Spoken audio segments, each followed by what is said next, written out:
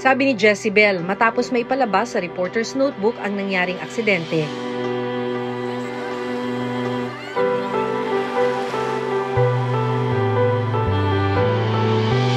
Agad daw na tumugon ang kanilang lokal na pamahalaan. Napabilis yung pagkakaroon ng tulay.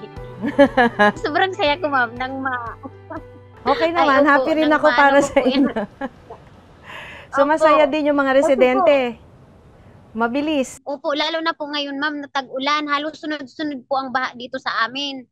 Kung wala po, ma'am, yung tulay namin, hindi po kami talaga makakatawid. So ngayon, kahit na rumaragasa yung tubig, tumataas yung tubig, parang ligtas na kang nakakatawid. Opo, ma'am. Oh, good. Ligtas na po. Nagpapasalamat, ma'am, ako sa programa niyo, ma'am, sa Reporter's Notebook, ma'am, na nai-air po yung tungkol dun sa tulay namin. Laking pasasalamat ni na Jezebel dahil ang dekada na raw nilang problema, sa wakas, nasolusyonan na.